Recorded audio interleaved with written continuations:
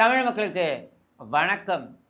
நம்ம நாட்டில இப்ப எல்லையில நடந்து கொண்டிருக்கின்ற இந்த பிரச்சனை, அதாவது தீவிரம் அடைந்து கொண்டிருக்கின்ற இந்த சூழல்ல இந்தியாவுக்கும், பாகிஸ்தானுக்கும் இடையே சர்ச்சரவு என்பது தீவிரமாக நடந்து கொண்டிருக்கின்ற இந்த சூழல்ல, நம்ம தமிழக முதல்வர் திரு மு.க. ஸ்டாலின் அவர்கள் ஒரு காமெடியை நிகழ்த்தியிருக்கிறார். அது என்ன அப்படின்னாக்க, அதாவது இந்திய இராணுவத்தை ஆதரிக்கின்ற வகையிலே அதற்கு ஆதரவாக ஒரு பேரணி நடத்தப் போகிறோம் அப்படின்னு ஒரு அறிவிப்பு. எதற்காக இந்த பேரணி அப்படின்றது எனக்கு புரியல. நாட்டு மக்களுக்கு தேசப்பற்று இல்லை அப்படின்னு இவர் நினைத்து விட்டாரா? அல்லது திடீர் குபீர் என்று இவருக்கு தேசப்பற்று வந்து அந்த தேசப்பற்றை வைத்து மக்களுக்கு ஊட்ட வேண்டும் என்று கிளம்பி விட்டாரா? அப்படின்றதும் எனக்கு புரியல. ஏன்னா தமிழகம் எடுத்துக்கிட்டிங்கனாக்கா, தமிழ்நாடு இயல்பாகவே தேசப்பற்று கொண்ட ஒரு மாநிலம் தான். இங்கே தேச விரோதமாக பல்வேறு விஷயங்களை பலர் பேசிக் கொண்டிருந்தாலும் அதையெல்லாம் கடந்து மக்கள் தேசப்பற்று மிக்கவர்களாக இருக்கிறார்கள். இந்திய இராணுவத்தில் எடுத்துக்கிட்டோம்னாக்க, அதிகப்படியான இராணுவ வீரர்களை அனுப்பியிருக்கின்ற மாநிலங்களில் பார்த்திங்கன்னா, அந்த முதன்மை மாநிலங்களில் தமிழகமும் இடம்பெற்றிருக்கும் அப்படின்றத நம்ம பார்க்குறோம். நிறைய கிராமங்களில் எடுத்திங்கனாக்க, இயல்பாகவே மொத்த கிராமமே பார்த்திங்கன்னா அவங்க பாளையத்துக்காரங்கெல்லாம் அனுப்பிச்சி விட்ருவாங்க. எங்கே அப்படின்னா ஆர்மிக்கு அனுப்பிடுவாங்க. தங்களோட குழந்தை பிறந்தா அதை அவங்க அப்போ பிறக்கும் பொழுதே முடிவு பண்ணிடுவாங்க, இராணுவத்துக்கு தான் அனுப்ப போகிறோம் அப்படின்னு சொல்லிட்டு. இந்த மாதிரியெல்லாம் வந்து கிராமங்களை கொண்ட, பகுதிகளை கொண்ட, எண்ண ஓட்டங்களை கொண்ட ஒரு மாநிலம் தான் தமிழ்நாடு. பல பேர்கிட்ட நான் சொல்லியிருக்கேன். நான் இராணுவம் எடுத்துக்கிட்டீங்கன்னாக்கா, மெட்ராஸ் ரெஜிமெண்ட்டு முதன்மையாக வந்த இராணுவ படை அப்படின்னாக்கா, அதிகாரப்பூர்வமாக வந்தது அப்படின்னா அது மெட்ராஸ் ரெஜிமெண்ட்டு. அதுவும் இங்கேருந்து தான். அதே போல் முதல் மாவட்டம் அப்படின்னு எடுத்துக்கிட்டிங்கனாக்கா, சேலம் மாவட்டம் இந்தியாவிலேயே. அதுவும் நமக்கு தான் பெருமை. அதே போல் மது விலக்கு அப்படின்றதை அமல்படுத்திய முதல் மாவட்டமும் சேலம் மாவட்டம் தான். அங்கிருந்து தான் அது மற்ற பகுதிகளுக்கெல்லாம் அது வந்து போச்சு. குஜராத்து கூட அதுக்கப்புறம் தான். இப்படி பல்வேறு விஷயங்களில் முதன்மை மாவட்டமாகவும் மாநிலமாகவும் இருக்கக்கூடிய பகுதிகள் எல்லாமே நம்ம தமிழ்நாட்டை சேர்ந்தவர்கள் தான், தமிழர்கள் தான். அப்படின்னும் பொழுது தேசப்பற்று என்று வரும்பொழுது நம்ம சளைத்தவர்களே கிடையாது. இங்கிருந்து சுதந்திர போராட்டத்திற்கு சென்ற வீரர்கள் எத்தனையோ பேர் இருக்காங்க. அதே போல் ஒரு நாட்டுக்கு ஒரு பிரச்சனை என்றால், அது சீன போராக இருக்கட்டும் அல்லது கார்கில் போர் போன்ற சம்பவங்களாக இருக்கட்டும், அப்பொழுதெல்லாம் வந்து அதிகப்படியான அந்த கான்ட்ரிபியூஷன் போருக்கு கொடுத்தவர்கள் அப்படின்னு பார்த்தீங்கன்னாக்கா இங்கிருந்து தான் இருப்பாங்க. அப்போல்லாம் நீங்கள் கேள்விப்பட்டிருப்பீங்க, லால் பகதூர் சாஸ்திரி சீன போர் நடந்து கொண்டிருந்த பொழுது, இல்லை சீன போருக்கு அப்புறம் நான் சொல்கிறது, பாகிஸ்தானுடன் போர் நடந்த பொழுது சாஸ்திரி வந்து அவருக்கு வந்து இங்கே இருக்கக்கூடிய நடிகர்கள்லாம், தமிழ் நடிகர்கள், அவர்களுடைய நகைகள், அவர்களிடம் இருந்த பணம் அப்படியே எல்லாத்தையும் கொண்டு போய் கொடுத்தாங்க. சிவாஜி கணேசன், நடிகர் திலகம் சிவாஜி கணேசன்லேருந்து ஆரம்பித்து புரட்சித் தலைவர் எம்ஜிஆர் காஷ்மீருக்கே போய் இராணுவ வீரர்களுக்கெல்லாம் பணம் கொடுத்து, நன்கொடையெல்லாம் கொடுத்து மிகப்பெரிய அளவில் அவர் அங்கே கொண்டாடப்பட்டார். இப்படி நமக்கு வந்து தேசப்பற்று அப்படின்றத யாரும் சொல்லி வளர்க்க வேண்டிய அவசியம் கிடையாது. இயல்பாகவே தேசப்பற்று கொண்ட ஒரு மாநிலம் தான் தமிழ்நாடு. ஆனால் இங்கே தேச விரோதமாக பேசியவர்கள் அதிகம் கொண்ட கட்சி எது அப்படின்னு பார்த்தீங்கன்னாக்கா, நான் சொல்லி தெரிய வேண்டிய அவசியம் கிடையாது. அது எந்த சமூக விரோத செயலாக இருந்தாலும் அல்லது எந்த ஒரு தீய சக்திக்கான எந்த அடையாளங்களாக இருந்தாலும், அது எல்லாமே இருக்கக்கூடிய பொருந்தி இருக்கக்கூடிய கட்சி என்றால் அது திராவிட முன்னேற்ற கழகம் தான். ஒரு சில மாதங்களுக்கு முன்னர் நம்ம ஸ்பெக்ட்ரம் ராஜா, நாங்கள் இந்தியா என்கிற தேசத்தில் இருக்க வேண்டுமா என்பதையும் யோசிக்க வேண்டி வரும் என்றெல்லாம் பேசியவர் தான். இந்த மாதிரியான பிரிவினைவாத பேச்சு என்பது இன்று நேற்று கிடையாது. இவர்கள் திராவிட நாடு கோரிக்கை வைத்த காலத்திலிருந்தே இந்த பேச்சு அடிபட்டது அப்படின்றத நம்மளால் சொல்ல முடியும். ஸோ இவர்கள் வந்து நமக்கு நாட்டுப்பற்று என்ன அப்படின்றதை உணர்த்தப் போகிறார்களா அப்படின்னா, அதை எள்ளி நகையாட வேண்டும். அப்போ இந்த பேரணி எதற்காக அப்படின்னா, ரெண்டு விஷயங்களுக்காகத்தான். ஒன்று என்னென்னா, அமைச்சரவையில் நிலவக்கூடிய குழப்பம், அதிலிருந்து திசை திருப்ப வேண்டும். திசை திருப்புறது, நாடகம் ஆடுறது, இதை விட்டால் இந்த ஆட்சியில் வேறு என்ன இருக்குது? ரெண்டாவது என்னென்னா, இவங்களுக்கு சொல்லப்பட்டிருக்கு, அதாவது இவங்க ஒரு டீம் வச்சுருக்காங்க இல்லையா, பென் அப்படின்னு ஒரு நிறுவனம், அப்புறம் ரிஷி அப்படின்னு அவர் ஒரு நிறுவனம் வச்சு அவர் ஒன்று கன்சல்டேஷன் கொடுத்துக்கிட்டு இருக்காரு. இந்த மாதிரி அங்கே, அப்புறம் அதை தவிர்த்து சுனில், இந்த மாதிரிலாம் இருக்காங்க இல்லையா, இவங்க எல்லாம் கொடுக்கக்கூடிய கன்சல்டேஷன் படி நீங்கள் வந்து இப்போது ஒட்டுமொத்த நாடே வந்து பிரதமர் மோடியின் பின்னால் இருக்கிறது. மிகப்பெரிய அளவில் அவருக்கு வந்து ஆதரவு பெருகி கொண்டிருக்கிறது.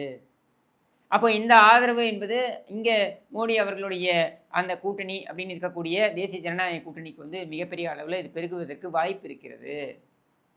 அது மட்டும் இல்லாமல் திரு எடப்பாடி பழனிசாமி அவர்கள் முதல் தலைவர் திரு நரேந்திர மோடி அவர்களை குறிப்பிட்டு அவரை வாழ்த்தி, அதாவது இந்த ஆபரேஷன் சிந்தூர் அப்படின்ற அந்த நடவடிக்கை மேற்கொள்ளப்பட்ட பொழுது முதல் தலைவராக பிரதமர் மோடி அவர்களுடைய பெயரை குறிப்பிட்டு இது அவருடைய வழிகாட்டுதலின்படி நடந்திருக்கிறது, அவருடைய சாதனை என்று குறிப்பிட்டவர் திரு எடப்பாடி பழனிசாமி அப்படின்னும் பொழுது இவர்களுக்கு சொல்லப்பட்டிருக்கின்ற விஷயம் என்னென்னா, நாடு முழுக்க இன்றைக்கு தேசப்பற்று என்பது கூடுதலாக மக்கள் மத்தியில் இருக்கும் உணர்வாகிவிட்டது. ஏன் என்றால் நம் தேசத்தின் மீது தாக்குதல் நடத்தப்படும் பொழுது அது நம் மீது நடத்தப்படுகின்ற தாக்குதல் அப்படின்னு ஒவ்வொருவரும் நினைக்க துவங்கிவிட்டனர் அப்படின்றதை கொண்டு போய் சொல்லியிருக்கின்ற காரணத்தினால இவரும் அந்த ஜோதியில் ஐக்கியம் வராராம். அதனால் இந்த பேரணி இது தேவையா? நான் ஏற்கனவே சொன்னது போல் இயல்பாகவே நம்ம நாட்டுப்பற்று உடையவர்கள். ஆனால் இவர்கள் செய்வது நாட்டுப்பற்று என்பதன் அடிப்படையில் என்றால் கிடையாது. திமுகவுக்கும் நாட்டுப்பற்றுக்கும் எவ்வளோ தூரம் என்பது அது நம்ம எல்லாருக்குமே தெரிஞ்ச விஷயம். அப்போ இந்த நாடகம் நடத்தித்தான் இவர்கள் நாட்டுப்பற்றை நிலைநாட்ட வேண்டுமா என்றால் அவசியமே கிடையாது. நான் ஏற்கனவே சொன்னது போல் இன்னொரு பிரச்சனை இந்த அமைச்சரவையில் நிலவி கொண்டிருக்கின்ற பிரச்சனை. இதில் பார்த்தீங்கன்னா பொன்முடியை நீக்க வேண்டும், கட்சியிலிருந்து முதல்ல நீக்கினாங்க. கட்சியிலேருந்து நீக்கிட்டு தான் அவரை அமைச்சரவையிலேருந்து அவரே ராஜினாமா கடிதத்தை கொடுக்கிறார். அப்போ இங்கே அப்போவே இவர்கிட்ட விமர்சனங்கள் எழுந்தது, கேள்வி எழுந்தது. திமுக காரன் இப்படி தான் பேசுவான்னு எங்களுக்கு தெரியாதா? நின்னா 5 படுத்தா 10. ஏற்கனவே அந்த இவன் பேர் என்ன, அப்துல்லா, அப்துல்லா அப்படின்ற ராஜ்யசபா உறுப்பினர், திமுகவுடைய ராஜ்யசபா உறுப்பினர், அவரே ஏற்கனவே இப்படி தான் பேசினார், கைக்கு 5 வாய்க்கு 10 அப்படின்னு சொல்லிட்டு. இந்த மாதிரி தான் இவர்கள் பேசுவார்கள். ஒவ்வொரு திமுகவினருக்குள்ளும் ஒரு சிவாஜி கிருஷ்ணமூர்த்தி ஒளிந்திருக்கிறார். பல பேரிடம் அது அப்படியே பட்டவர்த்தனமாக வெளியே தெரிவார், மற்றவர்களிடம் அது அங்கி இருக்கும். எப்போ தேவையோ அப்போ வெளியே வரும் அப்படின்றது எல்லாருக்குமே தெரிஞ்ச விஷயம் தானே. அப்போ திமுகவினராக அவர் பேசினார் என்றால் எங்களுக்கு ஆச்சரியமே கிடையாது, எங்களுக்கு அதிர்ச்சியும் கிடையாது. ஏன்னா திமுக வாயை திறந்தால், திமுகவினர் வாயை திறந்தால் சாக்கடை தான் வரும் என்பது ஊரறிந்த விஷயம். ஆனால் ஒரு அமைச்சராக அவர் எப்படி பேசலாம் அப்படின்றது தான் அப்பொழுது கேள்வியாக எழுந்தது. அப்போ உண்மையில் முதலில் நீக்கப்பட்டிருக்க வேண்டியது அமைச்சர் பதவியிலிருந்து தான். ஆனால் கட்சி பதவியிலிருந்து நீக்குவதாக சொல்கிறார்கள். இந்த கட்சி பதவியிலிருந்து நீக்குவதாக சொல்லப்பட்ட அந்த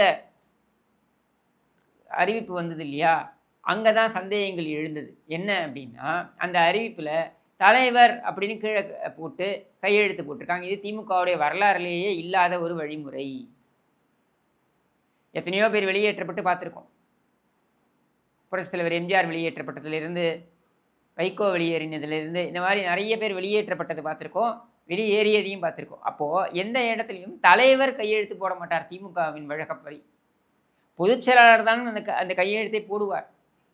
ஆனால் மாறாக இங்கே தலைவர் கையெழுத்து போட்டார். ஏனென்றால் பொன்முடியை கட்சியிலிருந்து நீக்குவது அப்படின்றதற்கு, அது கட்சி பதவியிலிருந்து நீக்குவது அப்படின்றதற்கு உடன்படவில்லை. யார்?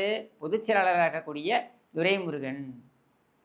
கருணாநிதி தலைவராக இருந்த பொழுது நீங்கள் பார்த்தீங்கன்னா பொதுச் செயலாளர்னு அன்பழகனுடைய கையெழுத்து தான் வரும் அறிவிப்புகளில். இந்த மாதிரி பதவியிலிருந்து எடுக்கிறோம் அப்படின்லாம் வந்ததுனாக்க பொதுச் செயலாளர் தான் கையெழுத்து போட்டிருப்பார். மாறாக தலைவர் என்று கையெழுத்து போட்டதற்கு என்ன காரணம் என்றால், துரைமுருகன் முடியாது என்று சொல்லிவிட்டார். பொன்முடியை ஆரம்ப காலத்திலே என்னுடன் கட்சியில் இருக்கிறவர், அவர் கட்சி பதவியை நீக்கியதாக என் கையெழுத்து இருப்பதில் எனக்கு உடன்பாடு இல்லை என்று அவர் சொல்லிவிட்டதாகவும் தகவல். இன்னொரு தகவல் என்ன அப்படின்னா, ஸ்டாலினே கையெழுத்து போட்டதற்கு காரணம் என்னென்னா, அவருக்கும் துரைமுருகனுக்கும் கூட பேச்சுவார்த்தை சரியில்லை, அதனால்தான் நானே போடுறேன் அப்படின்னு சொல்லி இவரே போட்டு கொடுத்தாரு. ஆனால் அதற்கப்புறம் எழுந்த விமர்சனங்களை பார்த்துவிட்டு இது சரிப்பட்டு வராது, மிகப்பெரிய அளவில் இது ஒரு பாதிப்பை ஏற்படுத்தி இருக்கிறது, மக்கள் மிகப்பெரிய அளவில் கோவித்து கொண்டிருக்கிறார்கள், அப்போது அதை அசுவாசப்படுத்துவதற்காக வேண்டித்தான் பொன்முடி பதவியை ராஜினாமா அப்படின்னு அவரை கடிதம் கொடுக்க சொல்கிறாங்க. அவர் கொடுக்குறாரு. அவருடைய பையன் தான் மாவட்ட செயலாளர்லாம் இருக்காப்புல. அதனால் அவர் மகனை வைத்து தேவையான வசூல் வேட்டையை தொடர்ந்து நடத்தி கொண்டே இருப்பார் அப்படின்றது வேறு விஷயம். கட்ட பஞ்சாயத்தும் அப்படியே நடந்து கொண்டிருக்கும் அப்படின்றது வேறு விஷயம். இப்போ பார்த்தீங்கன்னாக்க அந்த பொன்முடி, செந்தில் பாலாஜி போனதுக்கப்புறம் ஒரு வாரத்துலலாம் அமைச்சரவை இலாக்கா மாற்றங்கள். இதுவும் முதலமைச்சருடைய தனிப்பட்ட உரிமை தான், நம்ம அதை கேட்க முடியாது. அவருடைய உரிமை, யாருக்கு எந்த இலாக்காவை கொடுக்கணும், இலாக்காவே இல்லாமல் கூட அமர்த்தலாம். இதெல்லாம் முதலமைச்சருடைய தனிப்பட்ட உரிமைக்கு உட்பட்டது. அதனால் அதை பற்றி நம்ம பெருசாக யோசிக்க வேண்டியதில்லை. ஆனால் துரைமுருகனிலிருந்து அந்த பறிக்கப்பட்ட துறைகள் இருக்குது பாருங்கள், இந்த துறைகள் கொழிக்கின்ற துறைகள், பணம் கொழிக்கின்ற துறைகள். இதில் ஏகத்திற்கு துரைமுருகன் விளையாடி விட்டார். இதில் பெரிய தொகையை இந்த குடும்பத்திற்கு கட்டவில்லை. அதனால தான் துரைமுருகன் சிக்கி கொண்ட பொழுது தொட்டுப்பார், சீண்டிப்பார் இந்த வீடியோவெல்லாம் ஸ்டாலின் போடவில்லை. செந்தில் பாலாஜிக்கு அப்படி போட்டதன் காரணம் என்னன்னா, செந்தில் பாலாஜி கப்பம் கட்டினார் அந்த குடும்பத்திற்கு. துரைமுருகன் கப்பம் கட்டவில்லை. அதனால் அவருக்கு இந்த தொட்டுப்பார் சீண்டிப்பார் என்கிற அந்த வீடியோவெல்லாம் ஸ்டாலினிடமிருந்து வரவில்லை, எந்த ஆதரவும் வரவில்லை, நீயே போ, நீயே டெல்லிக்கு போ, நீயே பார்த்துக்க அப்படின்னு சொல்லிவிட்டதாக தகவல். அதன் அடிப்படையில் தான் அவர் தனியே கமுக்கமாக டெல்லிக்கு போயிட்டு வந்தார். யார் காலிலேயோ விழுந்து பார்த்துருக்காரு. நடவடிக்கை எடுக்கப்படவில்லை என்றால், இந்த காட்பாடி மணல் கொள்ளை துரைமுருகன் மீது நடவடிக்கை பாயவில்லை என்றால், அதுவும் கையும் களவுமாக சிக்கிவிட்ட பின்னரும் நடவடிக்கை பாயவில்லை என்றால், கண்டிப்பாக சந்தேகம் டெல்லியின் மீது தான் விழும் அப்படின்றதுல மாற்று கருத்தே இருக்க முடியாது. இவர்கள் யார் மீதும் மக்களுக்கு கரிசனம் கிடையாது. இவர்கள் யார் மீது நீங்கள் நடவடிக்கை எடுத்தாலும் அதை கண்டிப்பாக மக்கள் வரவேற்பார்கள், பாராட்டுவார்கள். ஏனென்றால் அவ்வளவு சுரண்டி தின்னுருக்கார் ஒவ்வொருத்தரும். கொஞ்சம் நஞ்சம் தின்னலை, அவ்வளவு சுரண்டியிருக்கானுங்க.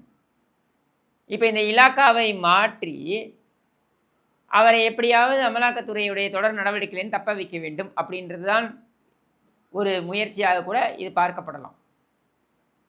ஆனால் ஏற்கனவே நடந்துவிட்ட ஒரு செயலுக்குத்தான் வழக்கு பதியப்பட்டிருக்கு அப்படின்ற நிலையில் இதனால் துரைமுருகனுக்கு ஏதாவது ஒரு பாதுகாப்பு கிடைக்குமா என்றால் அதற்கான வாய்ப்பு இல்லை அப்படின்னு தான் நமக்கு சட்டம் அறிந்தவர்கள் சொல்லக்கூடியதாக இருக்கிறது. ஸோ இந்த இலாக்கா மாற்றமாக இருக்கட்டும், இந்த அமைச்சர்கள் பதவி விலகியதாக இருக்கட்டும், நீக்கம்னு சொல்ல மாட்டேன், பதவி விலகியதாக இருக்கட்டும், இது எதுவுமே தமிழக மக்கள் நலன் கருதி நடந்தவை கிடையாது.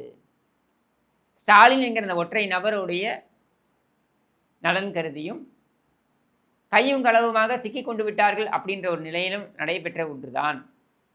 இதனால் நமக்கு எந்த பயனும் கிடையாது, லாபமும் கிடையாது. என்ன 2 திருடன் கம்மி, பொன்முடிங்கிற திருடன் கம்மி, செந்தில் பாலாஜிங்கிற திருடன் கம்மி. ஆனாலும் இவர்கள் கரூரில் செந்தில் பாலாஜி தான் கோல் வச்சுவார்.